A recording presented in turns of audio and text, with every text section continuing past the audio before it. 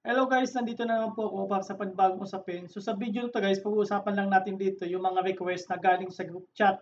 So sa iba, apat yung group chat na kasama ako. So halos galing ito lahat doon. So guys, kung bago ka lang sa akin channel, please don't forget to click position activities BH. Lalo-lalo kapag bago ka lang sa stock market. So kung newbie ka sa stock market, check nyo itong buy signal lesson. So mas maganda dahil nga papunta tayo ng bullish or bull run, mas maganda aralin itong buy signal uptrend na to. So, at saka ito, sideways na halos merong mga ganitong stock na sideways. Ayan, so yan ang mga pag-aaralan nyo. Itong mga downtrend, kung newbie lang kayo, huwag nyo aralin yung masyado yung downtrend. Kasi dito, mas malaki yung possible na malos kayo. So, kung gusto nyo taga magkaroon ng magandang earnings, focus lang lagi kayo sa stock na uptrend. Yung mga nasa downtrend pa, huwag nyo kayo mag-focus doon. So yun ang strategy dun sa buy signal lesson ng downtrend, iba naman po talaga yon. So yun, kadalasan, depende ho talaga sa fundamental o sa anong style ang meron kayo or anong style ang gusto nyong mangyari sa pagiging trading, mga pagiging trader mo. So ayan. So check nyo rin din dito guys, isa sa mga buy signal lesson natin, itong paano mga ba tayo dito kumukuha ng mga breakout pattern. So ang mga entry point lang natin, galing sa sideways, tapos galing yung nagkaroon ng momentum. So ayun, yung stock na papuntang uptrend, yun dun ang mga entry point natin at saka yung mga breakout. Yan. So yan lang guys, no. Yung magandang consolidation, itong mga sideways na to. So may magandang consolidation yung pattern na yan. At saka ito, uptrend to at saka breakout. Diyan natin lang kinukuha kung paano tayo magkakaroon ng magandang earnings. So diyan lang ang focus natin para may earnings tayo. So check nyo na rin itong lesson sa technical reading guys, no, sa chart reading. So like ano lang dito guys, watch nyo lang dito, baka may mabigay ako sa information o makadagdag sa inyo ng information regarding sa pagbasa ng isang chart. At saka yung kung kayo meron kayong experience na kahit paano ito, baka pwede makadagdag sa inyo yung bounce play kung paano ko siya kinukuha kapag nagkakaroon ng pagbaba yung isang stock na napaka volatility. So mataas ang volatility, so ayan, naglalaro din ako ng ganoon. So hindi yung ibang video ko na ganito, hindi ko rin kasi na-save kaya ito lang muna yung na-save kong video. So next time kapag naglaro ulit ako ng bounce, so si-save ko ulit, no guys, no. So ayan, kung bago lang sa akin channel, please don't forget to like and subscribe. Thank you guys. So ganun din dito guys sa sa Positional Traders PH, huwag niyo ring kalimutan na ating like ang ating page. At pwede kayong mag-post dito, mag-comment, or bago lang kayo sa stock market, pwede niyo akong i-message dito, magtanong kayo regarding sa stock. So, free naman yan guys, wala akong kinukuha diyan na commission. Ayan guys, so ano tayo, taong gawa lang tayo dito. So ayan guys, so hangga't kaya natin makatulong tayo, mas maganda na yun guys, no? So ayan, pwede nyo akong message dyan regarding stock sa mga hawak nyo, lalo-lalo kapag ikaw ay ipit na ipit sa mga hawak mong stock at gusto mo na makawala. So ayan guys, so yes, yun ang common sa akin nagme-message dito, yung mga naiipit. So paano daw makakaalis dun sa pagkaipit na yon. So malamang magkakaipitan na naman ngayong week na to. So malamang may magtatanong na naman. No guys, no, so iwasan nyo, focus lang tayo sa uptrend ng mga stocks para sureball yung mga earnings natin kahit 10% lang yan. So ayan guys, so huwag niyong kalimutan din dito guys yung call financial traders and investors. So pwede kayong mag-post dito. So open to sa mga vlogger. So ayan guys, no. So basa-basa din kayo dito paminsan-minsan sa mga ibang vlogger, no. So ayan, bakit ino-open natin yan? Kasi kailangan natin ng maraming information para aware tayo sa mga stock na hawak natin.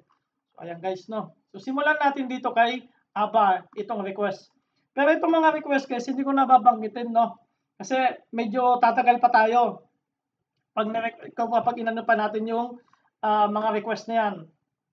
So, may pumasok na mga foreign dito kay Aba. Ayan. So, malaki din to, 753. So, MACD, bullish na bullish. Kitang-kita naman to, bullish na bullish yan. At saka yung itong yung RSI niya, so nasa 69.5 at 69.8. So, meron siyang peak pa na pwedeng 79. So, ayan guys, na history, no? So, okay pa yan. So, kahit pa paano, kapag may position ka dyan, ano mo lang, sumakay ka na lang. Ngayon, kung mapapansin nyo, dapat ito, napansin nyo yung breakout dito. Ito yung magandang dapat papasukan mo, yung breakout. Ngayon, kapag itong breakout, nabasag, nag-close up below breakout na to, kailangan umalis ka muna. Lalo-lalo kapag umabot pa dito sa 0.57, itong area na to. No, yung pwede pa to, itong first breakout na to, pwede mo pang i-consider yan. Pero kapag nag-close above below 0.57, hindi na maganda para sa akin, no. So more ano lang kasi ako guys, more on technical, tapos tinitingnan ko lang kung anong magandang entry. Kumbaga ang din-discuss ko dito guys, no, kung bago ka lang sa akin channel, planning lang kung paano mo siya i-execute, paano mo siya, paano ka magpo-position, paano ka magkakaroon ng maayos na earnings, no? So yun lang ang akin dito guys. More on execution lang ng plano kung paano ko iti-trade to.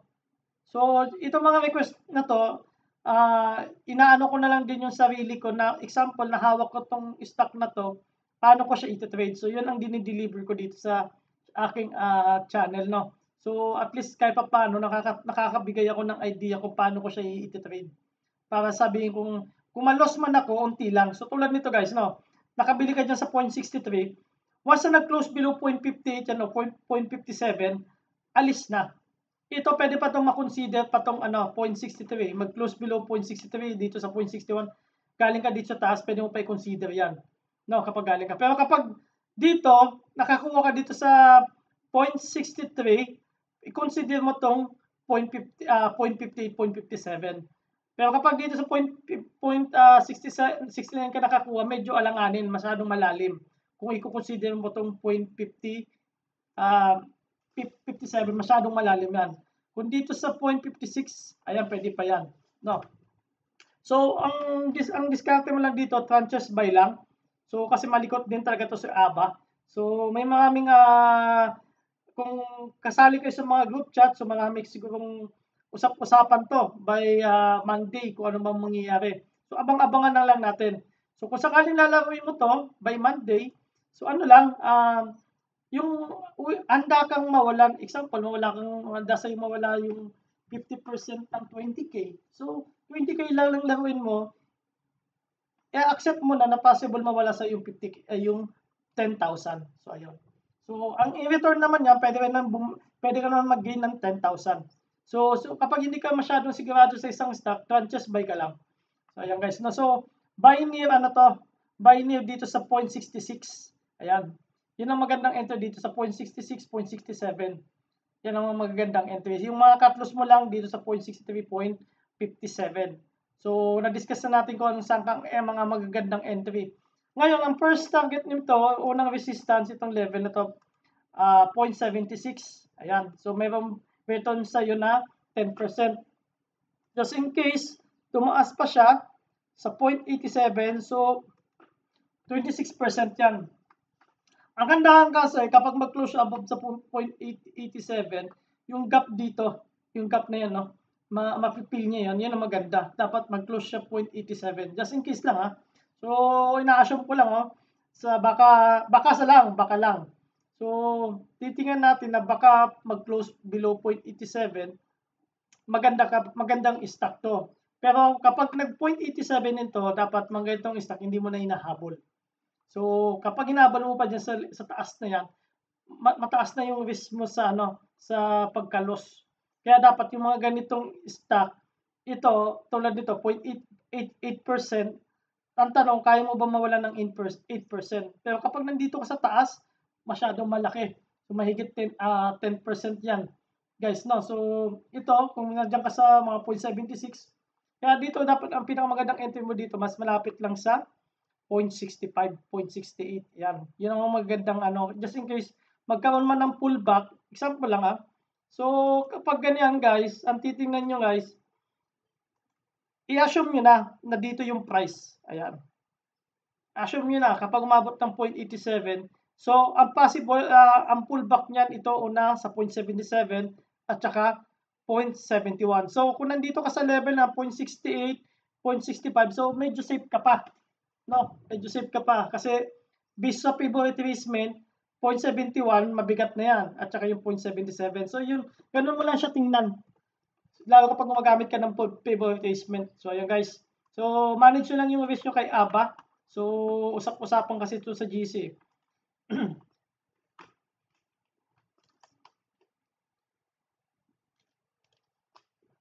Next natin si ASEN. So ito, marami nagtatanong pa sa akin regarding SRO. Sa akin guys, SRO, just in case gusto mo wala ka pang position dito, ang magandang bili niyan, kung may capital ka ng mga 200k, no? Ang maganda niyan, 50k lang mo nang bilhin mo dito sa shares dito, bili ka sa ASEN. Tapos kapag lumabas na yung SRO, saka ka na lang magdagdag ng 150. Yun, 150. Para yung average mo, mas napapababa mo. Kasi ito, actually to, si ASEN, ang tinitingnan ko dito, 5 years from now, possible to times 10. Times 10 ang tinitingnan ko dito kay ASEN. Guys, no, ito tinitingnan ko 5 years from now. Kasi sa, kita mo naman, ilang ano lang to, at saka ilang buwan lang to, nung July. So, nalalaro ko pa dati to sa mga 2.8. Ayan yung level na yan, 2.8 dito sa part na to. Yung nilalaro yan. Ngayon, dito, ang long term mo tingnan to si ASEN dahil yung project niya maganda talaga. Wala akong masabi sa project nito. Kumbaga, bukod pa doon sa may-ari ng company, si Ayala, maganda yung project niya. Tapos ngayon, kung gusto mo siya bumili, gusto mo bumili dito ka lang sa loob ng box. Yung near 5.84 makuha mo siya, mas maganda. Ngayon kapag nag-close below 5.84 at nag-close below pa sa 5.8, ayan, medyo medyo abang-abang ka na sa sa magandang sitwasyon. Ayan, gagamit tayo ng pivot retracement. Ang next na mo niyan, ang next na 'di ba 5.82, ang next na salo mo niyan is 5.13 na o 5.2, mga ganyan level. Just in case bumaba ng mag-close below 5.8. So kapag hindi naman, dito lang sa box na to. Dito lang ang kuha mo. Mas malapit sa 5.84, mas maganda. Or ang isa pang buy mo dito kapag nagkaroon ng breakout dito sa level na tong part na to, yung yan. Magkaroon ng breakout dito. Magkaroon ng breakout sa part na yan. So magkaroon ng breakout na yan at saka may magandang volume, yan ang mga pasok. So ang buy natin sa consolidation na strong na, tapos yung mga breakout. Ito uptrend naman to si ASEN. So tingnan nyo to in long term guys, si ASEN. So may magandang future to. So baka mamaya maging blue chip pa to. Yun ang tinitingnan natin dito sa stock market, yung mga hawak natin na stock, yung possible na maging blue chip. Ayan guys, no. So next natin si AP.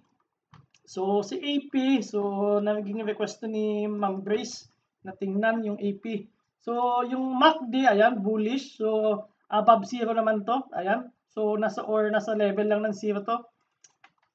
So consider natin yung MACD is bullish talaga kapag nandiyan sa level lang nasa equal ng 0 or above 0. So ang maganda na lang hintayin dito siguro kay AP ito. Yan, magkaroon ng basag. Charge muna tayo. Ayan. Ito yung hinihintay natin magkaroon ng basag dito sa part na to.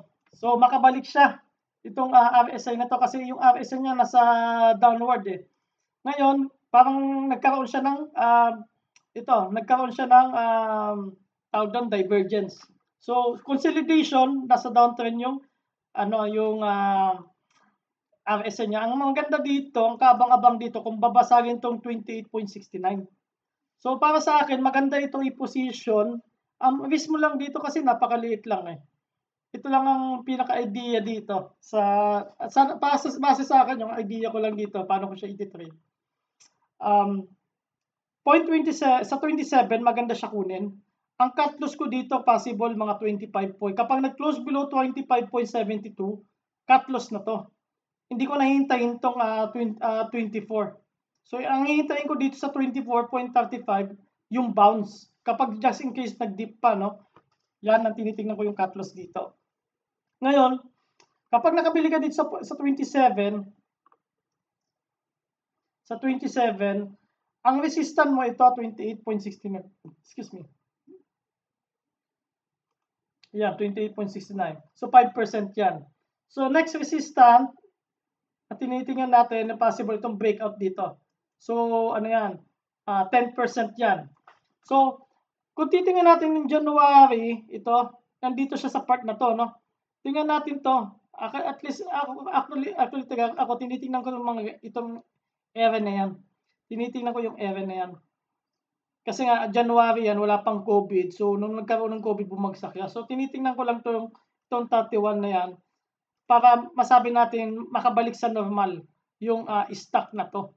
Kumbaga ito yung pinaka-normal ng January, no? So kailangan yan na 22% yun ang balik. Ang cut loss mo naman dito, ayan.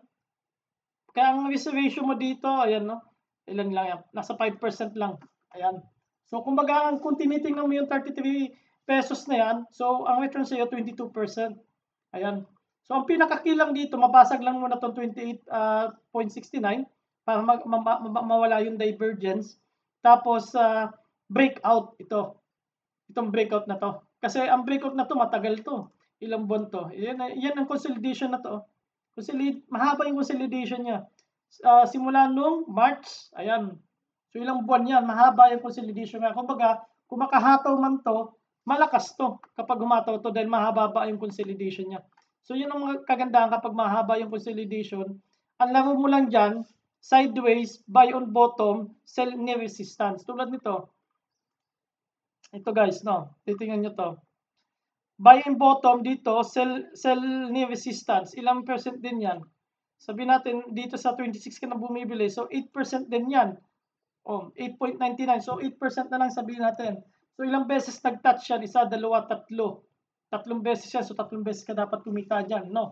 So ayan. So yun ang mga sideways doon sa aking video na lesson. So check nyo lang guys. So manage nyo lang yung risk nyo dito kay AP. Lagyan natin sa news so para aware tayo. Next natin sa AR. Si AR most requested stock to. Grabe naman to. Baka naman mambabols. 200%. Baka naman. So, marami naka 200% dito. 100% dun sa GC. Actually, di kasi ako naglalaro sa mga ganito na. Sa mga ganitong stock masyadong yung basura stock ba na natawag. Di ako naglalaro talaga nito. Mas kung maglalaro man siguro ako, natunugan ko to, siguro mga 20,000 lang. So hindi pwede akong malakasan dito ng mga mahigit 100, mahigit 50, mahirap. So technical tayo. Sa bullish na bullish yung RSI nito sa MACD. May lumabas naman na not foreign, no, sa 66K. Ito naman yung foreign, mababa nga lang din maglaro. So ayan. So ito yung dating resistance yung 0.22. So tinatch niya pa, no? Kung base naman titingnan natin sa pivot retracement, ayan, dito natin kunin. So ayan. Na-touch niya tong 0.22. So, ang tinitingnan ko lang din dito, ang laro mo talaga dito, ang pinakamaganda dito, laro, bounce. Bounce play ang pinakamagandang laro mo dito. Just in case, no?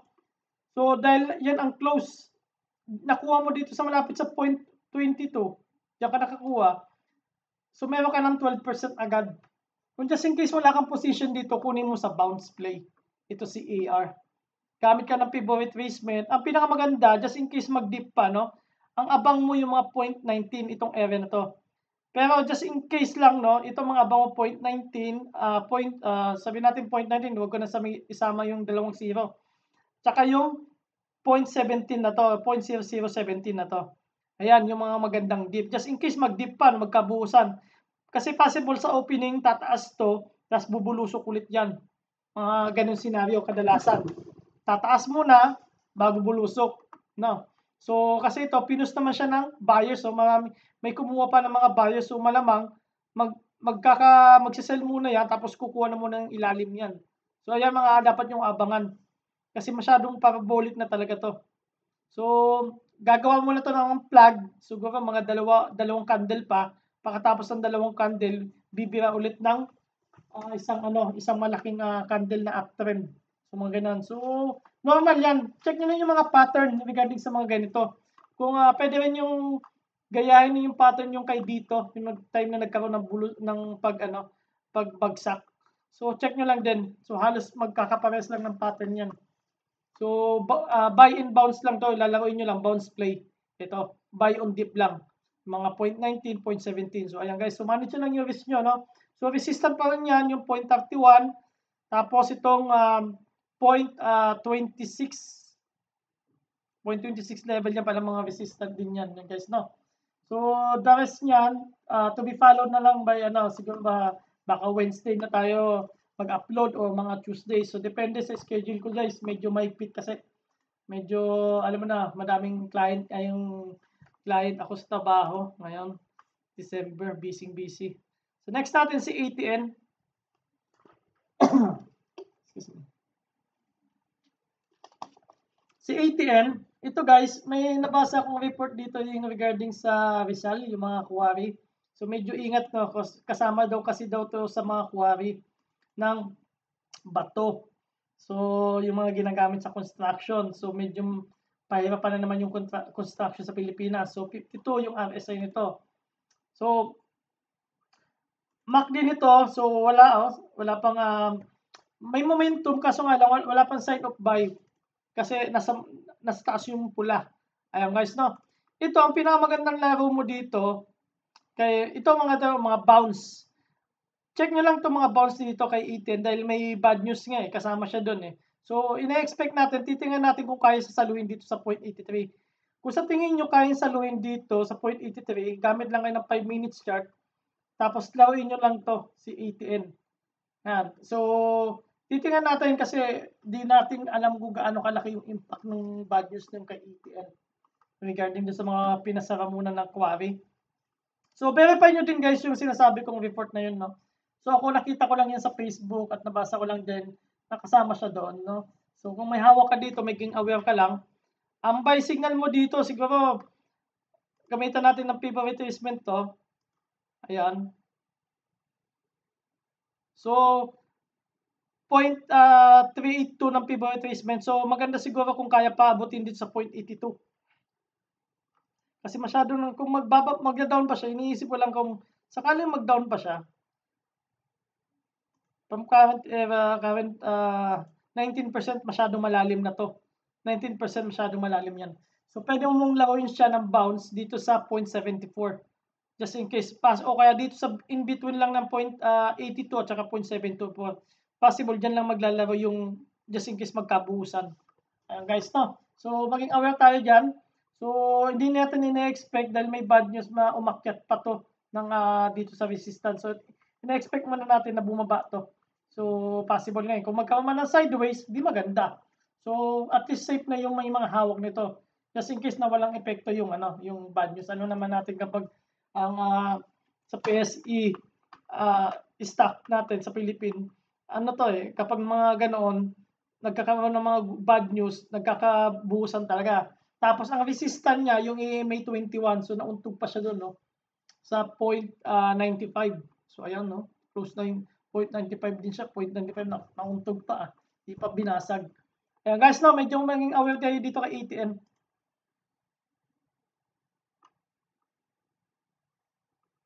So next natin si BHI. So halos mga malilikot na stock yung request. So wag natin kalimutan yung thumbs up natin, guys. Actually itong mga request na to, gusto ko din to kasi at least na-review ko rin yung mga stock.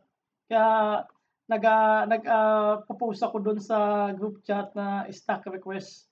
Para nakikita ko yung mga hawak nilang stock, masyadong malilikot talaga. So halos karamihan kasi doon sa kasama ko sa isang group chat, mga newbie pa. Kaya ito, so medyo malilikot pa maglaro to. So ang SI nito guys, ayan, nasa 765. So bullish na bullish din yung MACD, ganun. So tingnan natin yung pivot retracement muna. Tingnan natin dito sa medyo maganda. Ayan. So maganda yung ano niya, retest niya dito sa 0.382 ng pivot retracement. So ito, tinitingnan natin to just in case, no? Wala akong masyadong idea kung anong meron dito kay BHI, no? Pero based on ano lang talaga, technical, just in case, baka mag-retest pa ulit dito sa 0.382. Itong low na to. Ano ba low nito? Low nito 0.0410. Ayan. So possible pwede pa mag-retest yan si BHI. Tapos, yun lang mga maganda mong abang. Mas malapit dito sa 0.0405. Dito sa part na to, mas malapit dyan, mas maganda. Or mas malapit dito sa, para medyo safe, para ang cut loss mo mababa kung kukunin mo siya dito sa 0.080. Ayan. Or dyan sa mga part na yan, yung 0.039. Basta malapit lang dito sa breakout niya.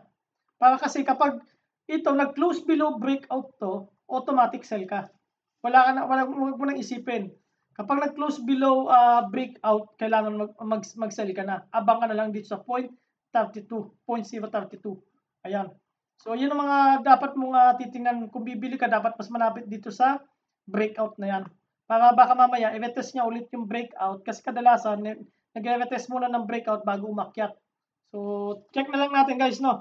So, manage mo lang. So, tranches buy ka lang para hindi masyadong masakit. Tranches buy. Paunti-unti lang guys yung pagbibili. Next natin si Costco.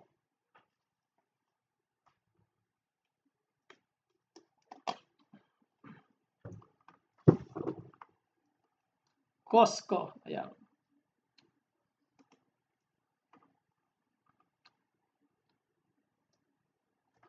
Si Costco, malikot din to. So, net foreign ito, po labas So, ayan, bullish pa rin din yung MACD niya. RSI check natin. So, may momentum 63. So, titingnan natin. So, para sa akin dito, pagdating lang sa technical, ito maganda lang dito yung pag-breakout niya dito. So, maganda siya bilhin. Mas malapit sa breakout sa 0.5.73. Yan. Pero kapag nag-close below 5.73, ito ang magandang bilhin mo dito sa part na to. 5.5. No. Just in case lang, no? Kasi ilang retest rin sa 5.5 mo. Sa dalawang candle, 3, 4 na candle. So, sa tingin ko medyo matibay na rin itong 5.5. Just in case kukuha ka dito ng Costco. Ngayon, ang unang resistance dito, ayan. So, ang return sa iyo 4.6. Ang next return sa iyo sa second resistance 16%. Ayan. Yan ang tinitingnan natin. So, mababa pa naman yung yung nasa 63 o 65 yung RSI. Okay pa. So, ito lang ng laro. Ang lalagyan mo lang ng limitation yung trade mo.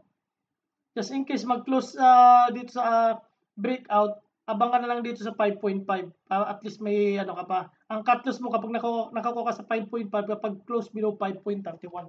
So sineset mo lang yung cut loss mo. Just in case hindi ka masaktan. Kung sakaling tumaas man, okay na, bonus na lang 'yon. So ayan guys, no. So yun ang mga trade plan dito kay Costco. Base sa akin guys na paano ko siya i-trade.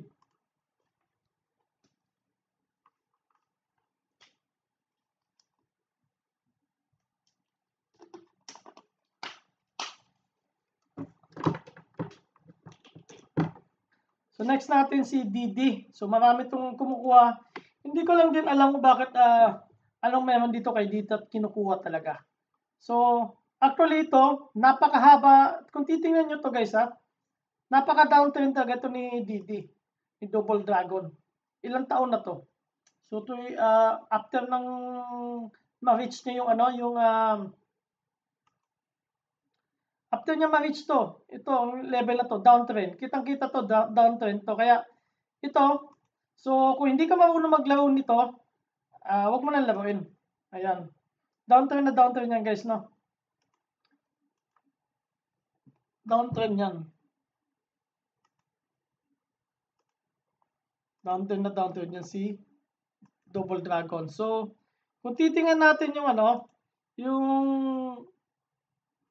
RSI nito, medyo mabagal yung ko Ayan. So, ang RSI nito may momentum 57. Okay.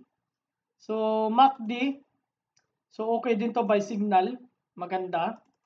Ang akin lang kasi dito kay DT, ang gusto ko lang dito, yung risk management mo, unti lang. Kasi ito ang limit mo eh. Kapag kinuha mo dito at nakakuha ka dito sa 14.98, kapag nag-close below 13.86, cut loss ka na. Kapag nag-close dyan sa 13.86, cut loss ka na, matik yan. Matik yan. Ngayon, kung kaya mo naman kunin, kasi ang nagko-convince lang din sa akin dito yung moving average 100 dahil nasa ilalim na. Possible din to, umakyat din to kasi yung 200 ay yung 100 moving average nasa ilalim. Pero mas gusto ko makita para dahil nasa downtrend pa siya, ang gusto ko makita dito yung yung ayan guys, no? Nasa downtrend pa siya.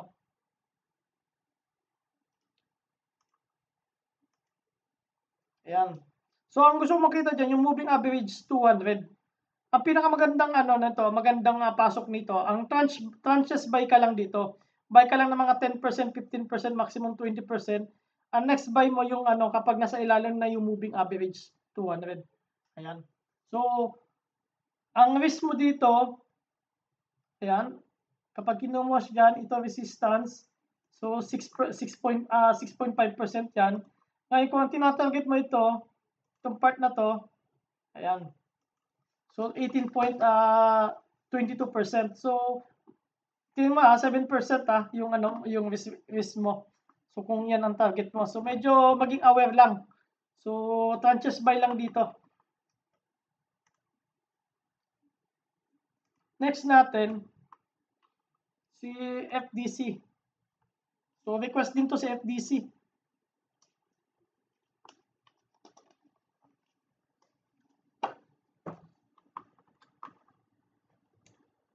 Time check, 13:35.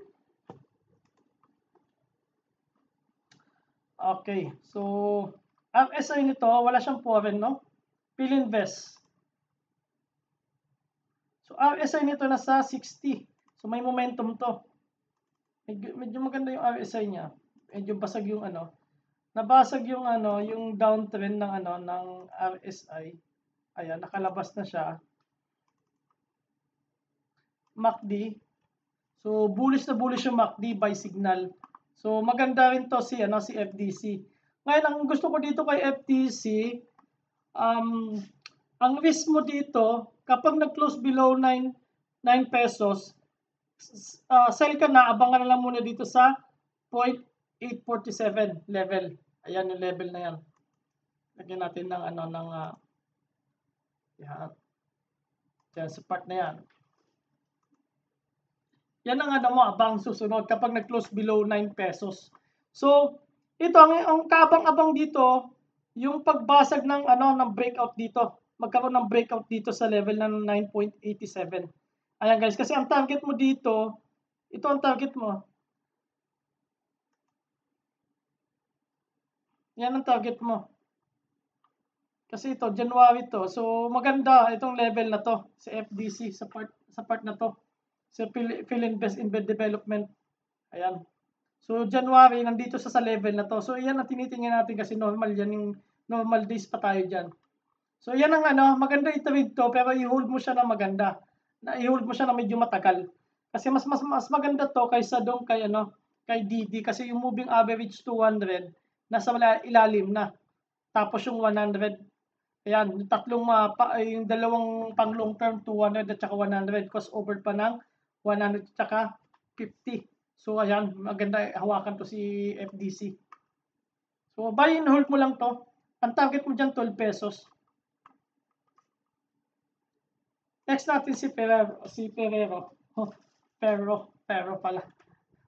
Akala ko Ferrero eh.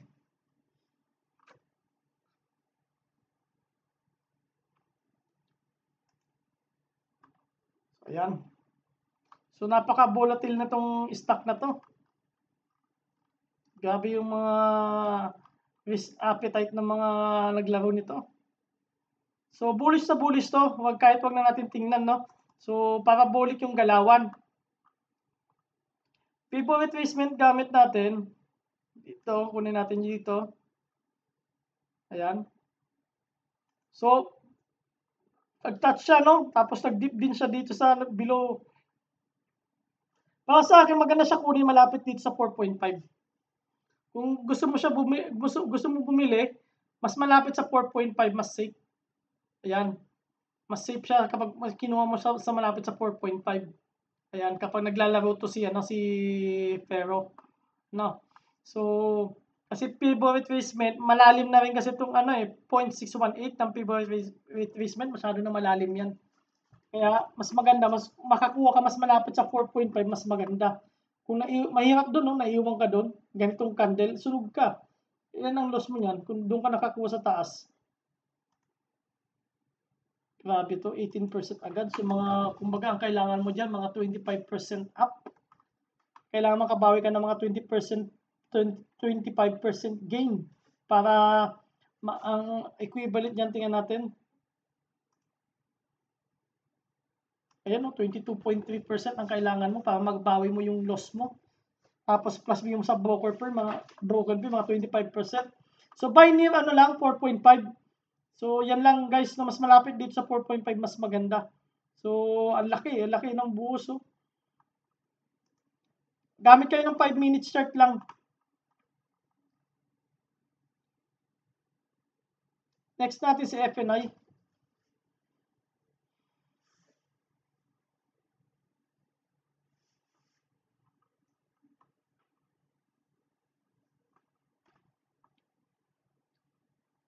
So, si FNI, bullish na bullish to. Overbought na to guys, no? Kitang-kita natin yung net foreign. Lagi may pumapasok na ilang araw na to. Sunod-sunod, 4. So, 6 na araw. Tapos yung MACD bullish na bullish. Yung RSI nito guys, no? Nasa 87 na. Masyadong mataas na yung nito. Pero may history naman siya dito na 90. Pero para sa akin, maganda dito para sure ka, tranches sell ka na. Ayan. So, ito maganda kasi talaga yung niya dito. Maganda yung consolidation niya dito sa part na to. Ngayon, titingnan natin yan sa pivot retracement kung saan possible bumaba. So, tinitingnan natin dito sa pivot retracement, possible sa 2.35 mag-retest. No? So, o kaya dito, ipil niya lang tong gap na to sa 2.5. Ayan, yung mga level na yan. Possible yan kasi ito, nag-up naman to ng 2.49. So, possible din dito sa part na to. So, maganda magkaroon ng consolidation dito sa part na to. Pero kung sabihin natin price correction, possible itong 2.35 at saka 2.15 level or dito sa taas na to. So, sa part na 2.3, mga ganyan. So, possible yan. So, sa taas lang nito, hindi ko tingin ko lang kasi bullish na bullish to at saka may magandang good news naman to siya, no? So, mga ganyan ng level ang possible laruin nito. Near 2.35 or dito sa 2.5 ang laro. Yan, kung just in case mag-materialize pa to, mas maganda siya, dapat mag-close na siya dito sa 2.89 o 2.9. Sakali mag-materialize pa, no? Mas kaso 10% to, mabigat to, 10% to. So, kung makikita mo yung candle niya, nag-apply siya ng 4%, up ulit dito ng 5%, up ulit ng 6%. So, halos ganun lang laro. Dapat mag-close siya above 2.9 para doon na lang siya mag-consolidation. Yan. So, yun lang ang abang mo kayo, no, kay FNI. So, medyo ingat lang, tranches sell kayo dito dahil 87 na yung RSI nito. Next natin,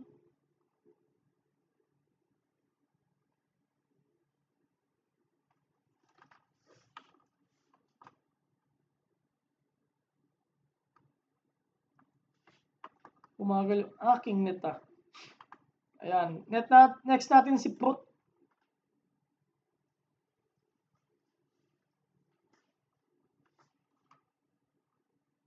So, kayo guys, lagi nyo lang aralin yung mga chart.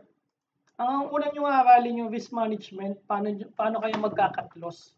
Kasi hindi lahat ng entry point natin sa stock laging aangat. So, tinitingnan lang natin dito yung chart, probability lang, baka umakyat, Ngayon, pero dapat mas naka-focus tayo sa pagbaba ng isang stock. Kasi doon tayo magse-set ng cut loss, no? So, MACD nito, bullish na bullish, net foreign, mga ilang araw na, 3 araw na lumalabas, no? Ang RSI nito, ayan, so halos pumapantay lang siya doon, no? 76, nasa 75 to. So, halos ang resistance niya talaga sa RSI, itong level na to, 76. So, indecision yung candle, Dragon Doji, no? Para sa akin, kung gagamit tayo ng pivot retracement, ayan, maganda siyang kunin na dito sa 1.61 o 1.6. Or, mas gusto kong abangan siya sa 1.6 just in case dito mag-correction. Ang tinitingnan ko dito, correction dito sa 1.6. Ngayon, kung mag-materialize pa ito, di okay. Kapag hindi, ay 1.6 lang ang abang ko. Kung makaling gusto mo bumili, huwag ka nang bibili dito sa taas. Ngayon, kung may hawak ka nito, dapat naka-transfer ka na, tapos hayaan mo na lang yung trend o trend follow ka na lang. Kapag dito ka nakakuha sa mga 1.2, i-trend follow mo na lang to kasi may ang tinitingnan ko dito itong part na to eh.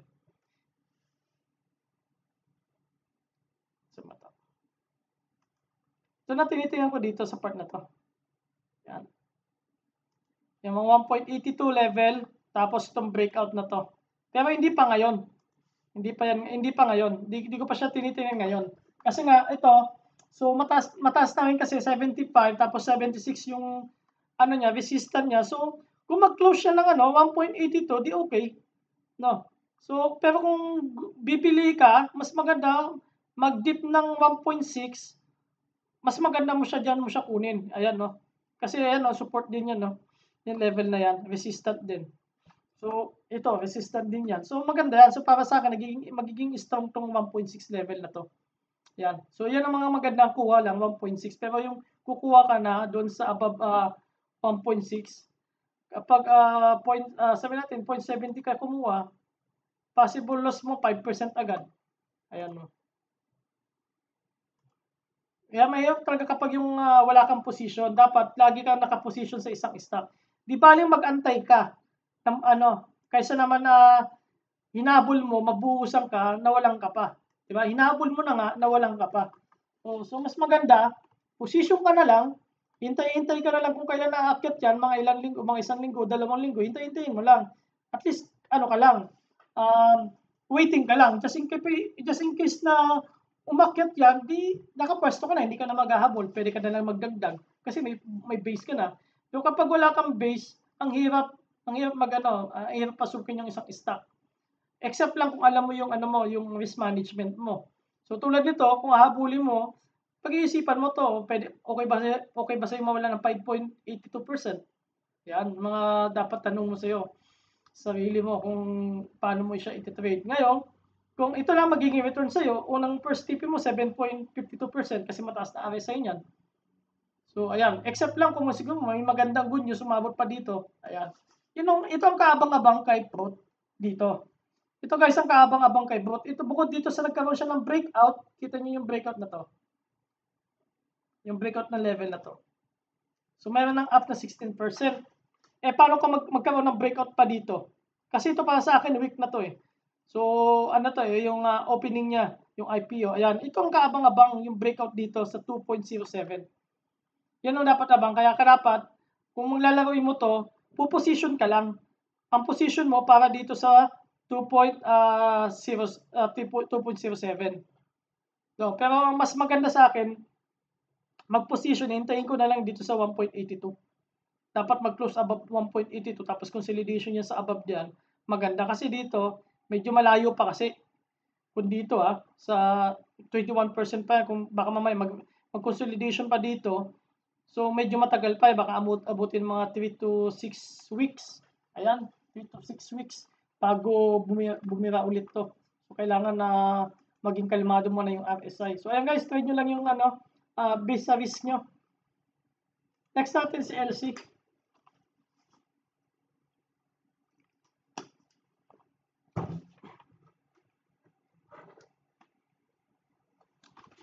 Si LC requesting to sa sa Positional Traders PH Facebook page. Nag-comment to. So kakikita ko lang kanina.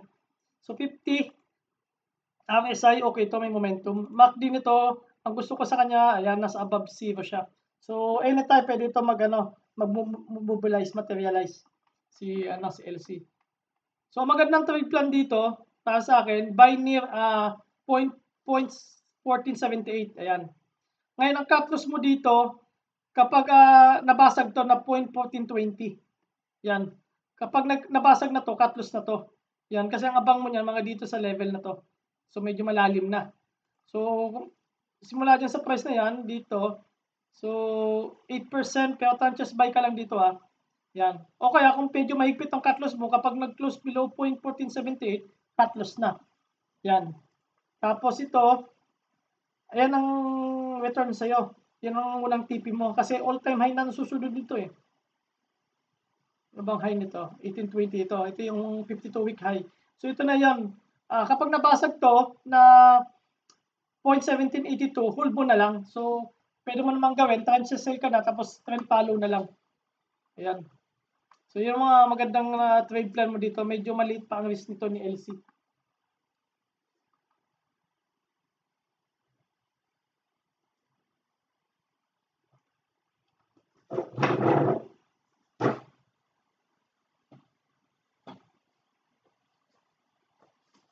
So, next natin, si LR. Dami mo ba ito? So, malapit na pala to. Mga 10 na lang. Bumabagal na kasi yung net. Okay, LR. Paano ba ito ito-trade? Ayan. So, MACD. So, nag-sign of reversal, no? So, anytime naman ay napaka-close naman. So, pwede naman umangat yan. So, LR may net foreign naman siyang buy. Ang SI nito, ayan. So, 67, okay lang. So, di siya bumababa dito sa level na ito, 63. Ayan, no? Ang ganda. So, halos ganun lang. Makita pala to sa LR. So, ito na tinitingnan ko. Dito pala, tinitingnan ko na yan eh. So, ito, ang gusto ko lang dito, yung moving average 200 at saka 50, nag-crossover na. So, long-term mo tingnan to. So, ang risk mo dito, ayan yung breakout, ang ganda ng breakout. So, dapat nakita agad to. Itong mga dapat inaabangan mo. Ngayon, kapag nag-close below 1.78, isa lang gawin mo dyan. Isell mo na, tapos abang ka na lang dito sa 1.64. Yan ang mga possible, no? Kapag nag-close below 1.78. Ngayon, kung nakikita mo naman, mag-continue lang tong consolidation, dyan lang sa level na above 1.78, mas lalo magiging strong to si LR para basagin tong 205, ayan, 7% yan, at saka possible pa rin yung itong level ng 260, 2.60, ayan. So, pero kung kaya mo siyang i-hold ng matagal, hold mo to. So, ayan, kung may magandang dividendo naman dito nakikita, i-hold mo na lang din to. So, ang akin lang dito, kung technical, mas gusto ko siyang kunin ng 1.78. Yan, so 1.78. Tapos, titingnan ko kung kayang basagin itong 2.05. So, kung matagal naman, kung medyo may trabaho ka naman, position lang, at kaya mo i-hold siya ng mga 6 months to 1 year, dito ka magtipi sa 2.6, pwede. Ayan. Kasi nagpapatubo ka lang naman ng income eh. Ayan, no? Ng, kumbaga interest mo, nagpapatubo ka lang dito eh. Sa stocks. Ayan. Next natin si MM.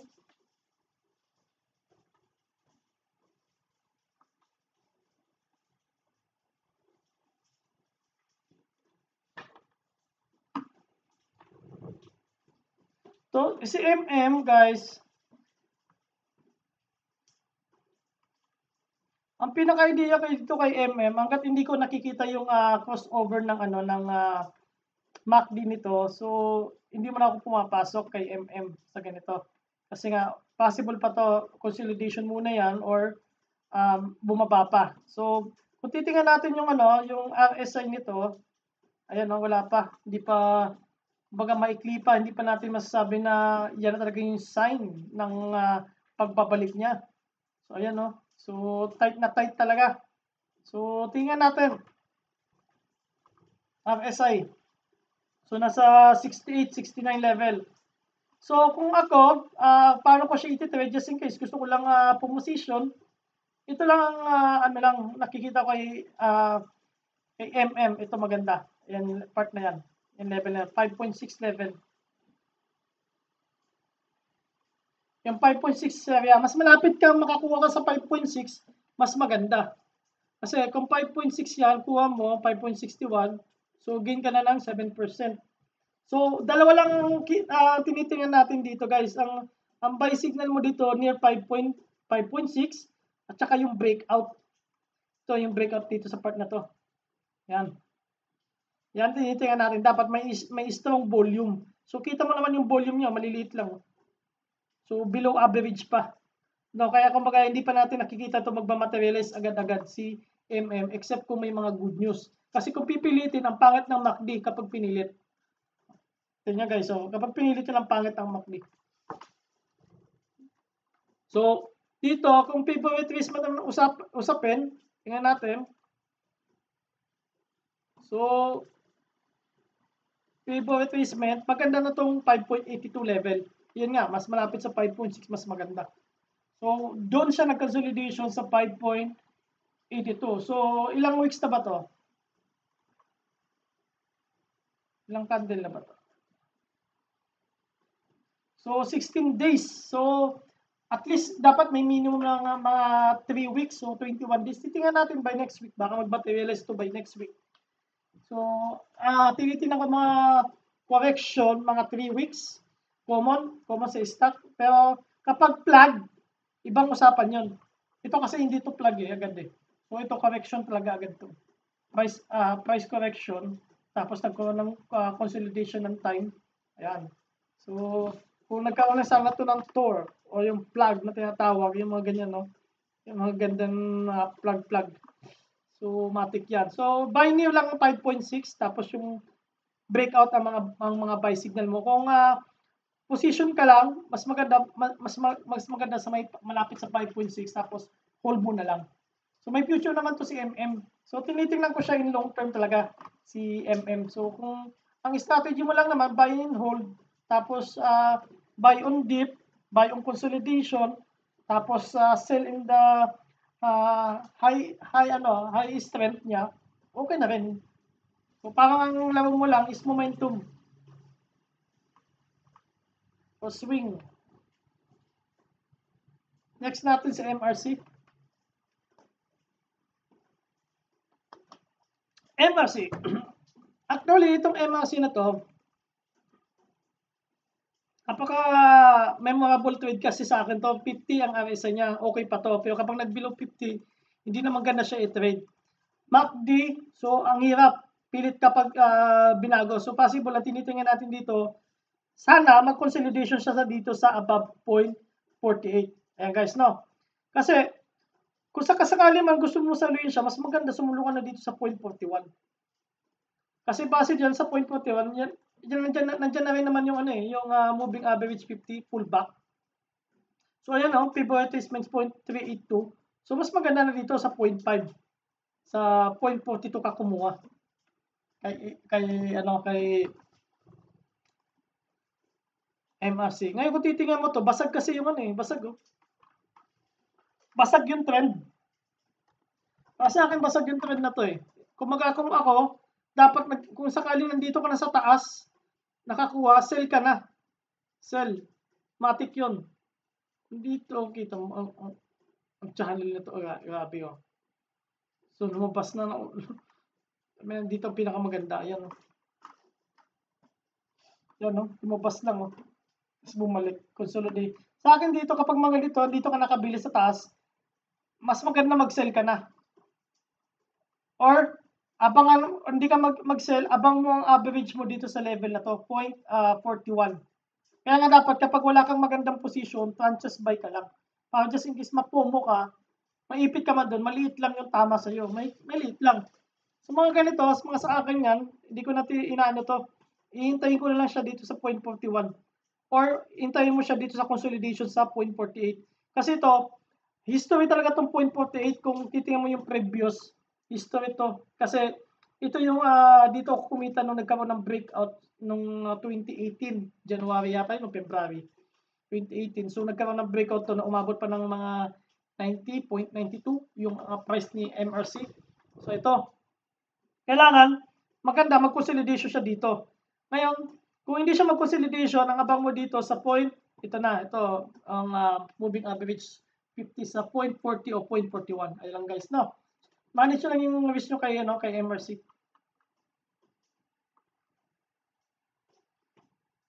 Next natin,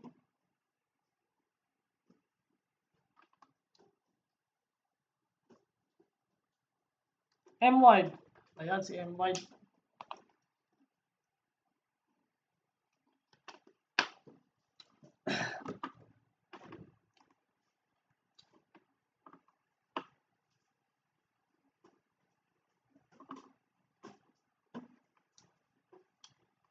M-Wide.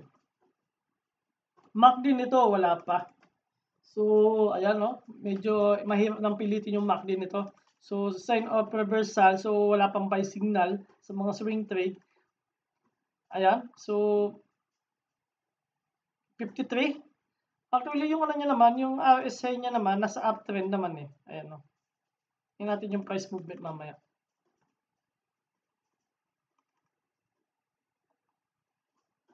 Nasa up pa naman siya. So, sa akin, dahil nga may nagkaroon ng issue kasi to, tapos di ko masyado nabasa yung ano nito guys. So, nagkaroon na ng issue, pero base sa usap-usapan sa ano, tutulungan ng aking lapi. Ano tayo? So, base lang dito guys sa issue. So, mas maganda guys na ano, para sa akin, kung may average ka dito sa below, hold mo na lang. Yan. So, ang pinakamaganda kay ano, kay MY dapat mag-close above 9.16. Ayan yung level na yan para maging maganda. So sa akin hindi ko muna pipilitin to iti-trade dahil nga yung MACD niya hindi pa masyado ganun kahinog kasi nga kita mo bukang-buka pa yung MACD eh. Kumbaga kailangan mo pa ng ilang araw to. Ano wala yung aking MACD ah. Yan. Ayan. Bukang-buka pa yan. So mga ilang araw pa yan kaya kailanganin mo. Tapos ang maganda dito i-trade mo siya ano lang, position lang. Kung makukuha mo siya sa malapit sa 8 pesos, mas maganda kasi ito breakout. Ito dapat yung breakout. Pero hindi niya niretest yung breakout. Oh. So, ibig sabihin niya, kung ganyan, 9.15 kunin mo siya sa 9.15. 9.15 mo siya kunin, mas maganda. Ngayon, kapag nag-close 9.15, tranches buy lang dapat. Tapos, kapag bumaba ng 9.15, ang abang mo 8 pesos. Tranches buy ulit. Kung interesado ka kay M-Wide. Kasi sa akin, iba kasi ako ang setup ko kasi guys, no. Kapag yung mga ganito, hindi ko muna kinukuha to para sa akin kasi nga yung MACD nito bukang-buka pa. Kung wala, kumbaga sa akin tinitingnan ko, hindi pa masyado to aakyat ng biglaan. Pangit naman kasi kapag pinilit. Ang pangit niya no, kapag ganyan, no, gaganyan yung MACD. Ang pangit niyan kapag ganun, yan no. Kakaroon siya ng ganyan. Part, ayan. Ang pangit kapag binigla. So, kailangan pa ng mga 2 days to 3 days para dapat medyo 2 to 3 days at mga 4%, 3% lang ang up para makabawi. Pero kung position lang at tinitingnan natin on 6 months duration, pwede, position. Tapos hintayin natin yung breakout dito sa 10.76. So, kasi ang target mo naman, ang return naman sa'yo, kapag nakuha mo dyan, ayan no. So, 56% yan. Yan ang maganda dyan. Tapos, ang risk management mo, cut loss mo kapag nag-close below, ano na to, 8 pesos. Ayan, 13%. So, malaki ang malaki yung reward. Kaya, kung tinitingnan mo yung reward, doon ka lang sa, kaya mo i-hold ng matagal. Yun lang talaga. So, manage yun lang yung, trade nyo. Next natin, si PHA. Ayan. Hindi pa pala nasatapos yung kay PHA So, ito si PHA, grabe to, bullish na bullish. MACD nito, ayan, bullish na bullish yung MACD. Pati yung RSI, may net foreign din, ayun. So, ang MACD nito, ang RSI nito, ang history, nasa E91, so pwede pa. Dahil nasa 81 pa lang siya, 10 points pa, no? So, ito yung maganda sa kanya. So, nagkaroon siya ng ano, ng descending triangle, no? Ayan, no? Tapos breakout. Ayan, no? Yan mga isa sa mga breakout na pattern. Tapos may volume. Ayan. So, yan. Nakita mo, dapat medyo naging aware ka na. Tsaka pa, isa pa sa mga tinitingnan dito, ayan part na to. Gamitan mo natin ng pivot retracement, guys, no? So, ayan, no? Diyan lang siya sa level 0.72 level ng pivot retracement sa 0.236. So ito, isa sa mga palatandaan na dapat mo kunin siya kapag nakakita ka na ng ganyan. Yung alam mo yung bottom na to, yan, no? 0.72. So pagkatapos mag-down itong dalawa, nakabalik, tapos hindi na siya bumabalik dito sa below 0.71. So ibig sabihin na to, yung 0.72, nag-retest siya ng 0.73, tapos nag-dip siya ng 0.72, medyo nakakaba din yan kahit paano. So ayan, dahil nag-close siya, above siya ng, ng 0.72, ayan, ibig sabihin, may mga buyers talaga nag-aabang dito. So ito dapat yung mga tinitingnan mo. Isa sa mga dapat analysis mo dito, yung level na ganyan, dapat kunin mo na siya kahit tranches buy lang. So up ka na dapat ng mga 32% o 30%. So pag nakakakita kayong ganito guys, yung nagkakaroon ng buntot tapos nagko-close siya dito lang lagi kasi hindi na siya bumababa. Tapos ilang candle na yung nagre-retest, hindi pa rin siya nagko-close doon sa 0.71 tulad nitong dalawa na to. Ayan. So, yun mga palatandaan para sa akin, no? So, bakit ko siya kinukuha. Ngayon, kung ang resistant nito, check natin kung all-time high na to. Ang all-time high na to eh. So, ang high nito. So, ito na pala yung high nito. So, 1 peso. Check natin. Itong next resistant, meron pa pala dito sa previous.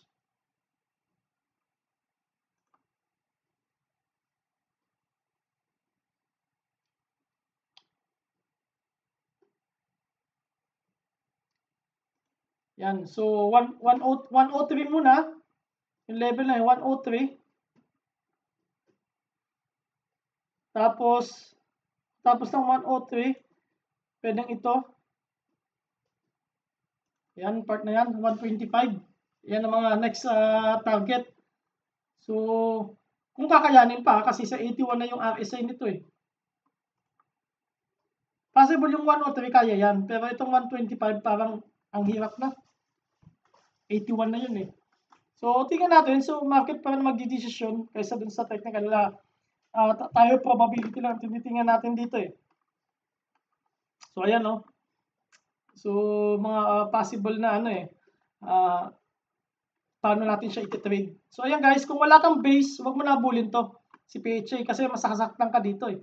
Just in case mag-dip siya, hindi bumili ka dyan sa taas, no, sabi natin dyan, ito ang masakit-sakit sa'yo sa 108. Yan no. Sa 0.87. So, 10% yan, mabigat yan. Kaya kapag wala kang base, huwag mo na habulin. So, di ba yung ma-miss mo yung paglipad kaysa naman maiwang ka. Masasaktan ka lang. Kung pag-ibig nga, nasasaktan eh. Sa stock, syempre, madalas. Sa stock market, madalas masaktan.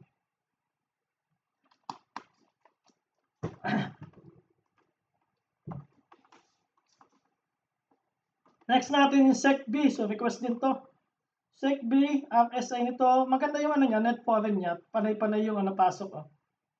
Tapos yung MACD, so bullish na bullish yung MACD. Ang ganda ng hagod, paakyat. Pati yung RSI niya, dahan-dahan lang. Oh. So, 79, pero mayroon siyang history na 83. So, titingnan natin dito, baka mamaya mag-correction na to. So, medyo mataas na rin, no? SECB, trade plan, ayan. So, dapat, ang maganda dito kay SECB, mag-close siya dapat above ng 1.3770. So, dyan na siya, mag-close na siya dyan. So, tapos dyan na siya mag-correction. Actually, discuss pa natin to si SECB. dito yung sa part na to eh. Yan, sa part na yan. November pa to eh. Tapos kasama niya si si EW na discussion to. So ayan, part na yan. So 33% up na to. So lalo itong breakout na to. Ito yung mga titingnan nyo guys lagi. Kapag nakakita kayo ng mga breakout, mga ganyan, yung part na yan, tapos may volume, yun ang mga inaabangan nyo dapat na stock. So diyan dapat kayo titingin sa may mga breakout. Kasi yun ang mga breakout guys, tandaan nyo, yan ang isa sa mga entry point ng breakout. Kailangan may with confirmation na magandang volume. Pero kung walang volume yan na breakout, so huwag nyo naman pasukin. So ayan guys, no, kailangan nakikita yung volume, ayun, may volume sa baba, di ba? Ayan, no. Above average, ito yung average, yung cloud. Ayan, yun ang cloud, yung average niyan. Tapos yun, no, above average naman siya dahil lumpas siya sa cloud. Ang gusto ko lang guys, FB, yung crossover ng, ito malapit na crossover ng 200 at saka 50. Kung baga long term mo siya tinitingnan.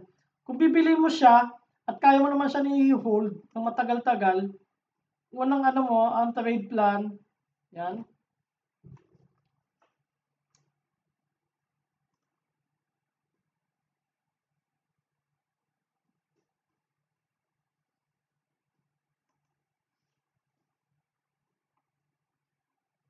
Yan, kung kaya mo siya i-hold ng matagal, ito yung mga trade plan mo. Yan, 37%. Yan, mga trade plan mo. So, pero madami pang pagdadaanan yan kasi ito may mga resistant pa to eh. Ayan, no? Matibay-tibay din yan kahit paano na yan. Yung 170 na yan. So, yan. So, kaya dapat yung nakakabili ka dito sa mga maaga kang makapag-position. Yun lang naman ang stock market guys. Dapat maaga kang makapag-position. Tama yung stock na na binili mo. So, dapat nakikita mo yung stock na bibilin mo na na magta-transition na from downtrend to uptrend or downtrend to sideways muna tapos sideways to uptrend. Ayun. So kung nakikita mo dapat yung mga transition na agad ng isang stock para hindi ka napupumo. So ito, tulad nito, sinasabi ko, makikita mo yung agad dito yung sideways. So MACD, anytime to pwede mag-cross yan. No? Kahit, kahit 2%, 3% mag-cross yan. So may mga net foreign ang gusto ko kay Tech. Ayan, so Tech 61 yung yung yung RSI. Net foreign panayo, pasok. Yung mga magaganda. So may support ng foreign. So yan ang mga dapat natin titingnan bakit pinapasukan ng mga net foreign. So buy signal near 7 pesos, no. Kapag nag-close below 7 pesos, check nyo lang muna to, baka i-retest tong mga 6.70 or mas makakuha mo mas malapit sa 6.25 or 6.3, 6.4, 6.25 hanggang 6.4, makuha mo siya dyan, mas maganda. No? Si Tekyo ng mga trade plan na nakikita kong maganda dito, kapag nag-close below 7 pesos, dito na makakuha sa mga 6.45 hanggang mga 6.25. For mas malapit sa 6.25, makuha mo yung Tech, mas maganda. So crossover ng ng 100 at saka 50 sa moving average at saka yung moving average 200 nasa ilalim na rin. So, ang tinitingnan natin dito dahil yung RSI nito mababa pa naman, so pwede pang kunin to 7 pesos. Basta yung mga mo lang, tranches buy ka lang dito, ang captures mo lang dito kapag tingnan natin yung kung gaano ilan ang possible mawala. 6.5. Ayan, pwede rin din sa 6.5. 7% or bili ka na lang malapit sa 6.25. Pero sa tingin ko, dalawang beses niya na-retest yung dalawang beses niya na-retest yung 7 pesos. Dapat, ang maganda lang dito, interesting dito kay Tech, kailangan lagi siya mag-close above 7 pesos. Huwag na dapat siya mag-close ng below 7 pesos. Kasi pangit, kapag nag-close siya, medyo nakakabayan. Dito yan. Kung hindi ka long-term holder, kung ang lango mo lang isa pang swing o momentum, so gamit ka lang ng mga pang momentum trades. So kapag nagkakaroon ng momentum, ayan, doon ka lang papasok. So para sa akin dito, position lang to. Si Tech, buy near 7 pesos. Ang target mo, first target mo, itong level na to na from 7 pesos, ayan 9 pesos na to. Yan, ang target. No. Yan muna mga tinitingnan natin na target kay Tech. Kasi yan, kung yan, mabasag ni Tech kasi yan, lalo ngayong 11 pesos, matagal-tagal kasi nasa downturn kasi to si Tech eh. yan, breakout ng 11 pesos, mas maganda. Yan guys, no? Medyo matagal-tagal yan. Yan, no? Breakout yan, no? So, simula nung ano to. So, ayan, September 19, no? Ayan, no? Yan ang ikaabang-abang kay Tech, guys. Kapag may position ka dito, kung kaya mo abangan to, kaya mo i-hold na matagal kay Tech. Yan, yung part na yan. Mabasag itong 11.96 dyan siya mag-close above lagi. Yan ang maganda-ganda. Interesting to kay Tech na makabalik ulit to. So, ayan guys, no, manage nyo lang yung risk nyo sa pag-trade kay Tech. Next natin, and last. Ayan, tapos din.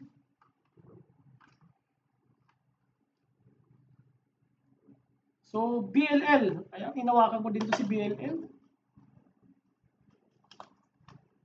Na-trade ko rin to si BLL eh.